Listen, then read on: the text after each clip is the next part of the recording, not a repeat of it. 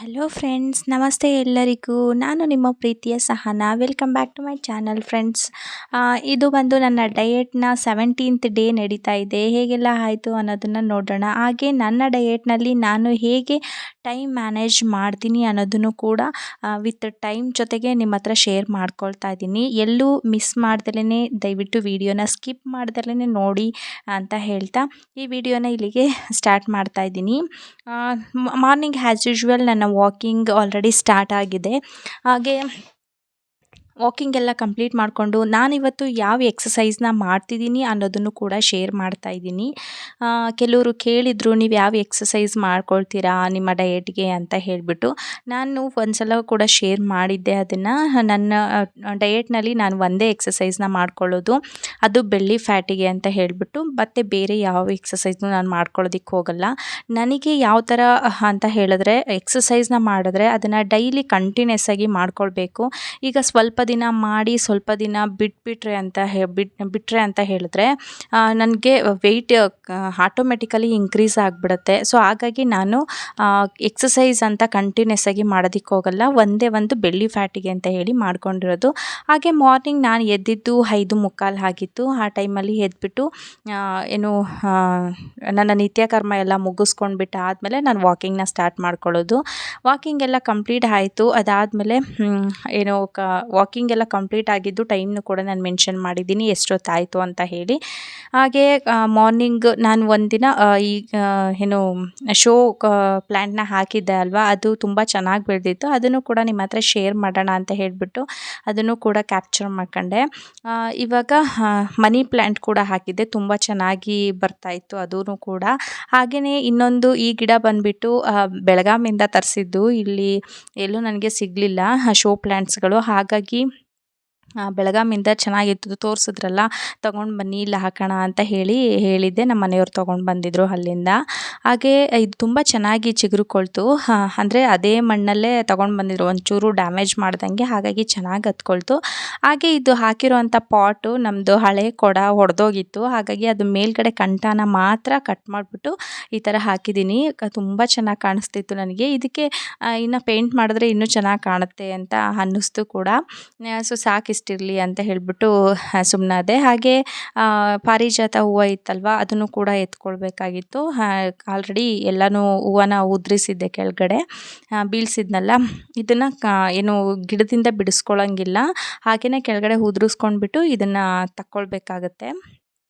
ಅದೇ ಥರ ಮಾರ್ನಿಂಗ್ ನಾನು ವಾಕ್ ಮಾಡಿದ ತಕ್ಷಣ ನಾನು ಎಕ್ಸಸೈಸ್ನ ಮಾಡೋದಕ್ಕಂತೂ ಹೋಗೋದೇ ಇಲ್ಲ, ಸುಸ್ತಾಗುತ್ತೆ, ಮಾಡೋದಕ್ಕಾಗಲ್ಲ ನನಗೆ. ಹಾಗಾಗಿ ವಾಕಿಂಗ್ ಆದಮೇಲೆ ಒಂದು half an hour walking complete ಆದಮೇಲೆ ನಾನು ಅಲ್ಲಿ ರೆಸ್ಟ್ ಕೊಡ್ತೀನಿ. ಆ ರೆಸ್ಟ್ ಟೈಮಲ್ಲಿ ನಾನು ಏನು ಟೈಮು ಬ್ರಷ್ ಮಾಡ್ಕೊಂಡು ಬಿಡೋದಾದರೆ ಬ್ರಷ್ ಮಾಡ್ಕೊಂಡು ಬಿಡ್ತೀನಿ. ಇಲ್ಲ ಅಂತ ಹೇಳಿದ್ರೆ ಈ ಥರ ಏನು ಹೂವು ಎಲ್ಲ ಹಾರಿಸೋದಿತ್ತು ಅಂತ ಹೇಳಿದ್ರೆ ಅದನ್ನು ಮಾಡ್ಕೊಳ್ತೀನಿ. ಇಲ್ಲ ಕಸ ಹೊಡೆಯೋದಿತ್ತು, ಆ ಥರ ಎಲ್ಲ ಮಾರ್ನಿಂಗ್ ಏನೇನು ಕೆಲಸ ಇರುತ್ತೆ ಅದನ್ನು ಕಂಪ್ಲೀಟ್ ಮಾಡ್ಕೊಂಡು ಬಿಡ್ತೀನಿ ನಾನು ಆ ಟೈಮಲ್ಲಿ, ರೆಸ್ಟ್ ಅಂತ ಹೇಳಿದ್ರೆ ಮತ್ತೆ ಹೋಗಿ ಮಲ್ಕೊಳ್ತೀನಿ ಅಂತ ಅಲ್ಲ.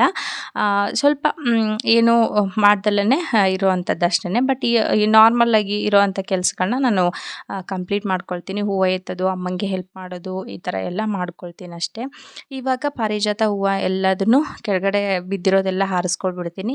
ಈ ಕಡೆ ಸೈಡು ರೋಡ್ ಮೇಲೆ ಬಿದ್ದಿರೋದನ್ನೆಲ್ಲ ನಾವು ದೇವರಿಗೆಲ್ಲ ಇಡೋದಿಲ್ಲ, ಅದನ್ನೆಲ್ಲ ಸಪ್ರೇಟಾಗಿ ತಗೊಂಡ್ಬಿಟ್ಟು ಬಾಗಿಲಿಗೆ ಇಡೋದು, ರಂಗೋಲಿ ಮೇಲೆ ಹಾಕೋದು, ಆ ಥರ ಮಾಡ್ತೀನಿ ಅಷ್ಟೇ. ಸೊ ಅದೇ ಥರನ ಹೂವು ಎಲ್ಲ ಪಾರಿಜಾತ ಹೂವು ಎಲ್ಲ ಆರಿಸ್ಕೊಂಡು ಕಂಪ್ಲೀಟ್ ಮಾಡ್ಕೊಳ್ತಾ ಇದ್ದೀನಿ. ಹಾಗೆ ಇನ್ನು ಒಂದು 5 ಮಿನಿಟ್ಸ್ ಆಗಿತ್ತಲ್ಲ, ಅವರು ಬೇರೆ ಏನೋ ಕೆಲಸ ಮಾಡ್ತಿದ್ರು ಅಮ್ಮನೂ. ಅವರಿಗೆ ಹೆಲ್ಪ್ ಆಗಲಿ ಅಂತ ಹೇಳಿಬಿಟ್ಟು ನಾನು ಕೂಡ ಮನೆ ಮುಂದೆ ಕಾಂಪೌಂಡ್ ಒಳಗಡೆ ಎಲ್ಲ ಕಸ ಹೊಡ್ಕೊಂಡ್ಬಿಟ್ಟು ಬಾಗಿಲು ಸಾರಿಸ್ಕೊಂಡು ಅರಿಶಿನ ಕುಂಕುಮ ಎಲ್ಲ ಇಟ್ಕೊಂಡು ಹೂವು ಎಲ್ಲ ಎತ್ತಿಟ್ಕೊಳ್ತಾ ಇದ್ದೀನಿ. ಅದಾದಮೇಲೆ ನಾನು ಕೂಡ ಏನು ಎಕ್ಸಸೈಸ್ನ ಕಂಟಿನ್ಯೂ ಮಾಡ್ತೀನಿ. ಈ ಕೆಲಸ ಎಲ್ಲ ಕಂಪ್ಲೀಟ್ ಆದಮೇಲೆ ರೆಸ್ಟ್ ಎಲ್ಲ ಆಯಿತು ಅಂತ ಹೇಳಿದ್ಮೇಲೆ ನನಗೆ ಏನು ನಾನು ಇವಾಗ ಎಕ್ಸಸೈಸ್ ಮಾಡ್ಬೋದು ಅನ್ನೋದು ಫೀಲ್ ನನಗೆ ಬರಬೇಕು. ಸೊ ಅಲ್ಲಿವರೆಗೂ ನಾನು ಕೆಲಸ ಮಾಡ್ಕೊಳ್ತೀನಿ ಈ ಥರ. ಅದಾದಮೇಲೆ ಇದೆಲ್ಲ ಕೆಲಸ ಮುಗಿಸ್ಬಿಟ್ಟು ನಾನು ಕೂಡ ಎಕ್ಸಸೈಸ್ನ ಕಂಟಿನ್ಯೂ ಮಾಡ್ತೀನಿ. ಯಾವ ಎಕ್ಸಸೈಸ್ ಅಂತ ಹೇಳಿ ನೋಡ್ಕೊಂಡು ಬನ್ನಿ.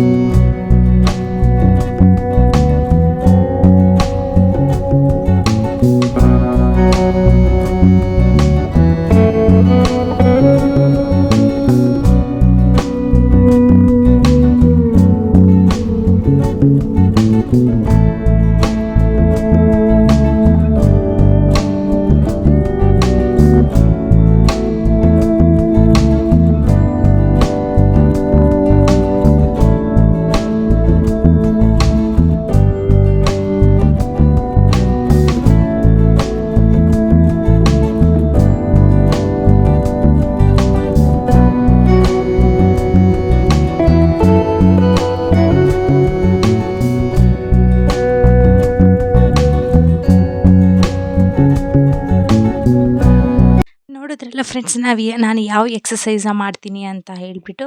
ಹಾಗೇ ನಾನು ಕೂಡ ಫ್ರೆಶ್ ಅಪ್ ಆಗಿಬಿಟ್ಟು ಅದಾದಮೇಲೆ ಎಕ್ಸಸೈಸ್ ಕಂಪ್ಲೀಟ್ ಮಾಡಿಕೊಂಡು ಒಂದು ಲೋಟ ಬಿಸಿನೀರು ತಗೊಂಡೆ. ಎಕ್ಸಸೈಸ್ ಎಲ್ಲ ಕಂಪ್ಲೀಟ್ ಆದಮೇಲೆ ಎಷ್ಟು ಟೈಮ್ ಆಯಿತು ಅನ್ನೋದು ಕೂಡ ಮೆನ್ಷನ್ ಮಾಡಿದ್ದೀನಿ. ಹಾಗೇ ಬಂದು ಡಿಟಾಕ್ಸ್ ಡ್ರಿಂಕ್ ನಾನಿವತ್ತು ಬಾಟಲ್ ಗಾರ್ಡ್ದೇ ತೊಗೊಳ್ತಾ ಇದ್ದೀನಿ ಕಂಟಿನ್ಯೂಸ್ ಆಗಿ. ಅಂದರೆ ಆ ಬಾಟಲ್ ಗಾರ್ಡ್ ಹಿಡಿದು ಹಾಗಾಗಿ ವೇಸ್ಟ್ ಆಗಬಾರ್ದಲ್ವಾ ಅಂತ ಹೇಳಿಬಿಟ್ಟು ಡೈಲಿ ಅದನ್ನೇ ತೊಗೊಳ್ತಾ ಇದ್ದೀನಿ. ಅದನ್ನು ಮಾಡೋದು ಹೇಗೆ ಅಂತಲೂ ಕೂಡ ಹಿಂದಿನ ವೀಡಿಯೋನಲ್ಲಿ ಶೇರ್ ಮಾಡಿದ್ದೀನಿ. ಸ್ವಲ್ಪ ಒಂದು 3/4 ಬಾಟಲ್ ಗಾರ್ಡ್ನ ತೊಗೊಂಡು ಅದಕ್ಕೆ ಏನು ಸೌತೆಕಾಯಿ ಮತ್ತು ಪುದೀನ ಸೊಪ್ಪು, ಕೊತ್ತಂಬರಿ ಸೊಪ್ಪು, ಸ್ವಲ್ಪ ಶುಂಠಿ, ಸ್ವಲ್ಪ ಸಾಲ್ಟ್ ಇಷ್ಟನ್ನು ಹಾಕಿಬಿಟ್ಟು ಸ್ವಲ್ಪ ನೀರು ಹಾಕಿ ರುಬ್ಕೊಂಡು ಅದು ಪಲ್ಪ್ ಏನಿದೆ ಅದನ್ನೆಲ್ಲ ತೆಗೆದ್ಬಿಟ್ಟು 50% ಮಾತ್ರ ಆ್ಯಡ್ ಮಾಡಿಕೊಂಡು ಮತ್ತು ಲಾಸ್ಟಲ್ಲಿ ಒಂದು ಅರ್ಧ ಹೋಳಿನಷ್ಟು ನಿಂಬೆ ರಸನ ಸೇರಿಸ್ಕೊಂಡು ಕುಡ್ಕೊಳ್ಬೇಕು. ಡೈಲಿ ಇದೇ ಥರ ಇದನ್ನೇ ಮಾಡ್ಕೊಳ್ಬೇಕು ಅಂತ ಏನಿಲ್ಲ. ನಿಮಗೆ ಯಾವ್ದು ಇಷ್ಟ ಆಗುತ್ತೆ ಅದು ಡಿಟಾಕ್ಸ್ ಡ್ರಿಂಕನ್ನು ತಗೊಳ್ಳಿ. ನಾನು ಡಿಟಾಕ್ಸ್ ಡ್ರಿಂಕನ್ನು ತಗೊಂಡಿದ್ದು ಯಾವಾಗ ಅಂತಲೂ ಕೂಡ ಟೈಮ್ನ ಮೆನ್ಷನ್ ಮಾಡಿದ್ದೀನಿ. ನನ್ನ ಚಿನಿಮ ಜೊತೆ ಇದೇ ಥರನೇ ನಾನು ಯಾವಾಗ್ಲೂ ಕುಡ್ಕೊಳ್ಳೋದು. ಹಾಗಾಗಿ ಅವಳ ಜೊತೆಗೇ ಶೇರ್ ಮಾಡಿದ್ದೀನಿ. ಡಿಟಾಕ್ಸ್ ಡ್ರಿಂಕ್ ತಗೊಂಡಾದಮೇಲೆ ನಾನು ಬ್ರೇಕ್ಫಾಸ್ಟಿಗೆ ಏನು ಬೇಕೋ ಅದನ್ನು ತೊಗೊಳ್ತೀನಿ. ಹಾಗೆ ಏನು ಕೆಲವ್ರು ಕೇಳಿದರೆ ಅಲ್ವಾ ಏನಕ್ಕೆ ಮಾಡ್ತಿದ್ದೀರಾ ಅಂತ ಹೇಳಿಬಿಟ್ಟು. ನನಗೆ ಹೇಳಿದ್ನಲ್ಲ, ಪಿಂಪಲ್ಸ್ ಸ್ವಲ್ಪ ಮಟ್ಟಿಗೆ ನನಗೆ ಕಡಿಮೆ ಆಗಿದೆ. ಹಾಗೆ ಇರ್ರೆಗ್ಯುಲರ್ ಪೀರಿಯಡ್ಸ್ ಇದ್ದಿದ್ದು ರೆಗ್ಯುಲರ್ ಅದು ಆಗಿದೆ. ವೆಯ್ಟ್ ಲಾಸ್ ಆಗಿದ್ದೀನಿ. ಬಟ್ ನಾನು ಹೆಲ್ತಿ ಆಗಿದ್ದೀನಿ. ಅಷ್ಟು ನನಗೆ ಸುಸ್ತು ಅನಿಸಲ್ಲ. ಮತ್ತು ಜಾಸ್ತಿ ಹೊತ್ತು ಸ್ವೆಟ್ ಆಗೋದು, ಏನು ಸ್ವಲ್ಪ ಹೊತ್ತು ನಡೆದಾಡಿದ್ರೆ ಸಾಕು ತುಂಬಾ ಸ್ವೆಟ್ ಆಗ್ತಾರೆ ಕೆಲವರು. ಆ ಥರ ಎಲ್ಲ ಸ್ವೆಟ್ ಆಗೋದು ಆ ಥರ ಏನೂ ಆಗ್ತಿಲ್ಲ ನನಗೆ. ಮುಂಚೆ ಅಂತ ಹೇಳಿದ್ರೆ ವೆಯ್ಟ್ ಜಾಸ್ತಿ ಇದ್ದಾಗ, ವೆಯ್ಟ್ ಗೇನ್ ಆದಾಗ ನನಗೆ ಸಖತ್ತು ಅಂದರೆ ಸಖತ್ತು ಸ್ವೆಟ್ ಆಗಿಬಿಡ್ತಿದ್ದೆ. ಸೊ ಎಲ್ಲರಿಗೂ ಚಳಿ ಅಂತಿದ್ರೆ ನಾನು ಏನು ಸೆಕೆ ಅಂತ ಹೇಳ್ತಾ ಇದ್ದೆ. ಚೇಂಜಸ್ ಆಗಿತ್ತು. ಹಾಗಾಗಿ ಇವಾಗ ಸ್ವಲ್ಪ ವೆಯ್ಟ್ ಲಾಸ್ ಆದಮೇಲೆ ನನಗೆ ಆ ಥರ ಪ್ರಾಬ್ಲಮ್ಸ್ ಏನೂ ಇಲ್ಲ. ಇವತ್ತು ಮತ್ತು ಬ್ರೇಕ್ಫಾಸ್ಟಿಗೆ ಅಂತ ಹೇಳಿಬಿಟ್ಟು ತಿಂಡಿನ ಮಾಡ್ಕೊಳ್ತಾ ಇದ್ದೆ. ಅಂಗನವಾಡಿನಲ್ಲಿ ಪುಷ್ಟಿ ಪೌಡರ್ ಅಂತ ಹೇಳಿ ಕೊಡ್ತಾರೆ ಅಲ್ವಾ, ಅದರದ್ದೇ ಇವತ್ತು ಎಲ್ಲರಿಗೂ ಉಪ್ಪಿಟ್ಟು ಮಾಡೋಣ ಅಂತ ಹೇಳಿಬಿಟ್ಟು ರೆಡಿ ಮಾಡ್ಕೊಳ್ತಾ ಇದ್ದೆ. ಇವಾಗ ಒಂದು ಬಾಣಲೆಗೆ ಒಂದು 3 ಟೇಬಲ್ ಸ್ಪೂನಷ್ಟು ಆಯಿಲ್ನ ಹಾಕ್ಕೊಂಡಿದ್ದೀನಿ. ಅದಕ್ಕೆ ಸ್ವಲ್ಪ ಸಾಸಿವೆ, ಜೀರಿಗೆ ಹಾಗೆ ಕಡಲೆಬೇಳೆನ ಹಾಕ್ಕೊಂಡಿದ್ದೀನಿ. ಇದಕ್ಕೆ ಬೇಕಾದರೆ ನೀವು ಉದ್ದಿನಬೇಳೆ ಮತ್ತು ಹೆಸರು ಬೇಳೆನೂ ಕೂಡ ಸೇರಿಸ್ಕೊಳ್ಬೋದು, ಚೆನ್ನಾಗಿರುತ್ತೆ, ಮಧ್ಯ ಮಧ್ಯ ಸಿಗುತ್ತೆ. ನಾನಿಲ್ಲಿ ಇದು ಉಪ್ಪಿಟ್ಟು ಮಾಡೋದಕ್ಕೆ ಅಂತ ಹೇಳಿ ಖಾರದ ಪುಡಿನ ಯೂಸ್ ಮಾಡ್ಕೊಳ್ತಾ ಇದ್ದೀನಿ. ಮೆಣಸಿನ್ಕಾಯಿನ ಯೂಸ್ ಮಾಡ್ತಿಲ್ಲ. ಅಂದರೆ ನಾನು ಡೈಲಿ ನನ್ನ ಚಿನಿಮಾಗೆ ಇದೇ ಥರನೇ ಮಾಡ್ಕೊಳ್ಳೋದು. ಅವಳಿಗೆ ಈರುಳ್ಳಿ ಏನೂ ಹಾಕೋದಿಲ್ಲ. ಜಸ್ಟ್ ಆಯಿಲ್ ಮತ್ತು ಏನು ಸಾಸಿವೆ, ಜೀರಿಗೆ, ಸ್ವಲ್ಪ ಖಾರದ ಪುಡಿ, ಸ್ವಲ್ಪ ಉಪ್ಪು, ನೀರನ್ನ ಹಾಕಿಬಿಟ್ಟು ಉಪ್ಪಿಟ್ಟು ಮಾಡ್ಕೊಳ್ತಿದ್ದೆ. ಅದಕ್ಕೆ ತುಪ್ಪನ ಸೇರಿಸ್ತಿದ್ದೆ ಒಗ್ಗರಣೆಲೇ. ಈ ಥರ ಮಾಡ್ಕೊಳ್ತಿದ್ದೆ. ಅವಳು ಡೈಲಿ ಅದೇ ಥರನೇ ನಾನು ಮಾಡ್ಕೊಳ್ಳೋದು. ತುಂಬಾ ಚೆನ್ನಾಗಿರುತ್ತೆ. ಅದನ್ನು ಇಷ್ಟಪಟ್ಟು ತಿಂತಾಳೆ. ಹಾಗಾಗಿ ನಾವು ಒಂದ್ಸಲ ಮಾಡ್ಕೊಳ್ಳೋಣ ನಮ್ಮ ಮನೆಯವ್ರಿಗೆಲ್ಲರಿಗೂ ಅಂತ ಹೇಳಿಬಿಟ್ಟು ಇವತ್ತು ಅದನ್ನೇ ಪ್ಲ್ಯಾನ್ ಮಾಡ್ಕೊಂಡಿದ್ದೆ. ಈಗ ಏನು ಈರುಳ್ಳಿ ಎಲ್ಲ ಹಾಕಿ ಆದಮೇಲೆ ಅದು ಫ್ರೈ ಆದ ತಕ್ಷಣ ಇದಕ್ಕೆ ಸ್ವಲ್ಪ ಉಪ್ಪು, ರುಚಿಗೆ ತಕ್ಕಷ್ಟು ಉಪ್ಪು ಮತ್ತು ಖಾರದ ಪುಡಿ, ಎಷ್ಟು ಖಾರ ಜಾಸ್ತಿ ತಿನ್ನೋದಾದರೆ ಇನ್ನೊಂದು ಸ್ವಲ್ಪ ಸೇರಿಸ್ಕೊಳ್ಬೋದು. ಕಮ್ಮಿ ಖಾರ ನಿಮಗೆ ಯಾವ ಥರ ಬೇಕೋ ಆ ಥರ ಸೇರಿಸ್ಕೊಳ್ಳೋದು. ಇದಕ್ಕೆ ನೀರನ್ನ ಆ್ಯಡ್ ಮಾಡೋದಷ್ಟೇ. ಇದಕ್ಕೆ ನೀವು ಮೆಣಸಿನ್ಕಾಯಿನೂ ಯೂಸ್ ಮಾಡ್ಬೋದು, ಕರ್ಬೇವಿನ ಸೊಪ್ಪು, ಬೇರೆ ತರಕಾರಿನೆಲ್ಲನೂ ಕೂಡ ಮಾಡ್ಕೊಳ್ಬೋದು. ನಾನು ಜಸ್ಟು ಹಾಗೆಯೇ ಪ್ಲೈನಾಗಿ ಮಾಡ್ಕೊಳ್ತಿದ್ದೆ. ಇದಕ್ಕೆ ಖಾರದ ಪುಡಿ, ಉಪ್ಪು ಎಲ್ಲ ಹಾಕಿ ಒಂದು 2 ಮಿನಿಟ್ಸ್ ಮಿಕ್ಸ್ ಮಾಡಿ ಆದಮೇಲೆ ನೀರನ್ನ ಆ್ಯಡ್ ಅಪ್ ಮಾಡ್ಕೊಳ್ತಾ ಇದ್ದೀನಿ.